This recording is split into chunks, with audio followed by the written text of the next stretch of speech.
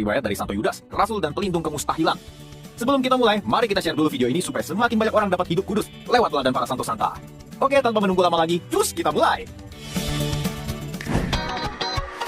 Teman-teman, mungkin beberapa dari kita ada yang bingung, kok Yudas jadi santo sih? Kan dia orang jahat ya? Ayo, ngaku, siapa yang mikirnya kayak gini?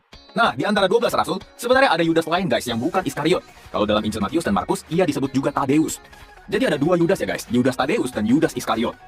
Yudas Tadeus lahir di Galilea dari pasangan bernama Kleopas dan Maria, di mana Maria adalah saudara sepupu dari Bunda Perawan Maria guys. It means Yudas Tadeus punya ikatan darah dengan Yesus dan juga Santo Yakobus Muda, atau Santo Yakobus anak Alfeus. Tidak seperti Santo Petrus, Yudas cukup jarang disebut dalam Injil. Salah satu dialognya yang tercatat dengan jelas ada di Yohanes 14 ayat 22. Waktu itu ketika perjamuan malam terakhir, ia bertanya pada Yesus, "Tuhan, apakah sebabnya maka engkau hendak menyatakan dirimu kepada kami dan bukan kepada dunia?" Mungkin teman-teman bingung ya maksud pertanyaan ini. Wajar guys, karena memang bahasa Alkitab itu ya cukup berat lah. Santo Cyrillus dari Yerusalem mengartikan pertanyaan ini adalah wujud dari cinta kasih Yudas, supaya kemuliaan Kristus boleh dong jangan cuma ke para rasul aja, tapi juga ke semua orang. Yesus pun menjawab Yudas, "Jika seorang mengasihi aku, ia akan menuruti firman-Ku, dan Bapa-Ku akan mengasihi dia, dan kami akan datang kepadanya, dan dia bersama-sama dengan dia." Dan jawaban Yesus jelas menunjukkan kalau Yesus terbuka untuk semua orang, asal saja orang itu mau mengikuti sabda Yesus. Nah, setelah Pentakosta, tradisi suci mengatakan bahwa Yudas bersama dengan Santo Bartolomeus adalah yang pertama membawa ajaran Kristen ke Armenia, sehingga mereka dihormati sebagai pelindung gereja apostolik Armenia. Selain itu, Yudas juga pernah melakukan perjalanan ke Edesa dan mengunjungi Raja Edesa bernama Abgar.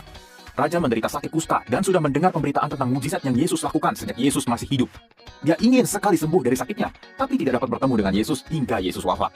Dalam perjalanan ke Edesa inilah, akhirnya dengan perantaraan Yudas, Yesus menyembuhkan sakit kustanya. Dan karena kejadian ini juga, Yudas berhasil membawa seluruh kota Edesa kepada ajaran Kristen lewat Raja Abgar. Ia kemudian diberi keistimewaan oleh raja untuk tinggal menetap di istana. Tapi karena kerendahan hatinya, dia lebih memilih tinggal di rumah sederhana bersama dengan seorang pria bernama Tobias. Di rumah inilah Yudas banyak menyembuhkan orang sakit, membangkitkan orang mati, dan mengusir setan-setan. Yudas kemudian mengunjungi daerah Mesopotamia dan memberitakan Injil sekitar 10 tahun.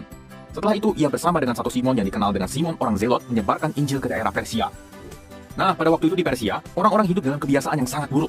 Orang mati tidak dikuburkan malah dibuang ke ladang sebagai makanan binatang, hukum yang tidak adil, ikatan perkawinan yang diabaikan alias perzinahan, dan juga praktek-praktek sihir atau okultisme. Kedua rasul kemudian dihadapkan dengan dua orang penyihir penyembah berhala bernama Zaroes dan Arfaksad. Dua penyihir ini memaki-maki para rasul dan mencela mereka sebagai seorang penipu. Tapi sebenarnya ini kayak maling teriak maling sih jadinya. Para rasul santai aja dan justru memanfaatkan situasi ini supaya Kristus lebih dikenal lagi di tengah masyarakat. Di hadapan kedua rasul, berhala-berhala yang biasanya menjawab segala macam permintaan Zaroes dan Arfaksad tiba-tiba diam guys.